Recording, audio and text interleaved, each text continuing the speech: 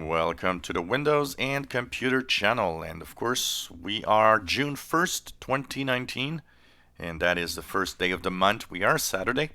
We don't do a lot of videos on Saturdays, but hey, this one is an interesting one that I wanted to do, and it has to do, of course, with the Windows 10 and the Windows market shares in general. So how does Windows 10 fare? How is it increasing its market share?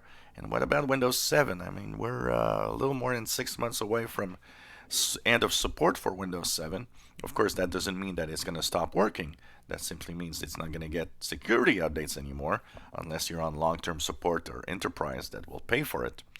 So, in this May 2019, for the end of May 2019, Windows 10 is at 56.48% of all Windows operating system. So clearly dominant and clearly the most used Windows operating system now. Microsoft had said there was something like 850 million PCs now with Windows 10. Kind of nice, not far from the billion computers now. Compared to last month, which was 55.9%, it's more than half of a percent increase, which is a healthy increase for Windows 10. So if it continues at that pace, it's going to pass the 60% mark by the end of the year, that's for sure. So that's going to be interesting. Now, the one that is very interesting to look at is Windows 7, as we are, like I said, a little more than 6 months away from end of support. It's at 33.59% for May.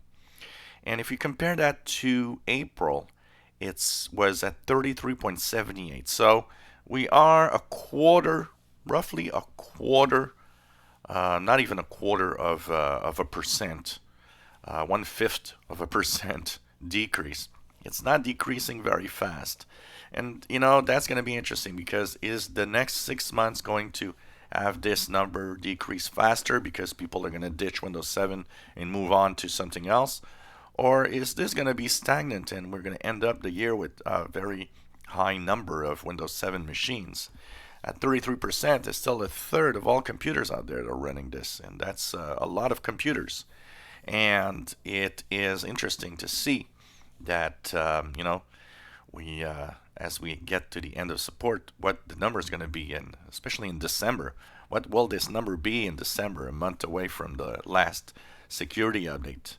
And for the rest, we have Windows 8.1 and 8 together. If we put them together, they're at 7.5% roughly.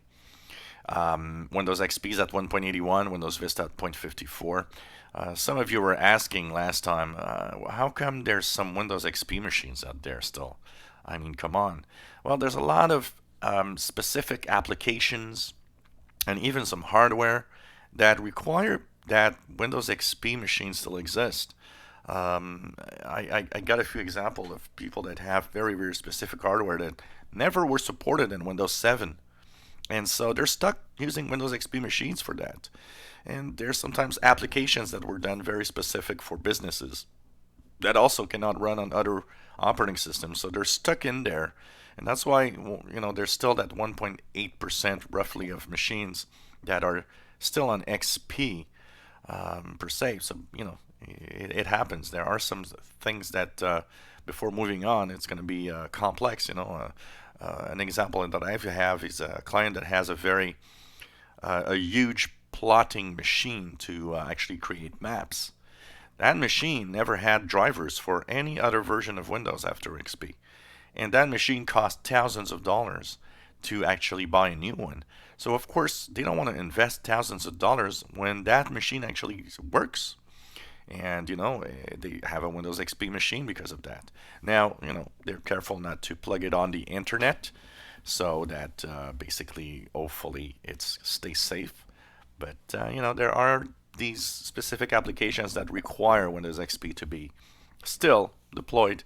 And, as time will go by, well, of course, eventually, these machines will disappear. But they're still there, So almost 56.5% for Windows 10, dominant operating system, 33.6% for Windows 7. Still a lot of Windows 7 machines out there. If you enjoy my videos, please subscribe, give us thumbs up. Thank you for watching.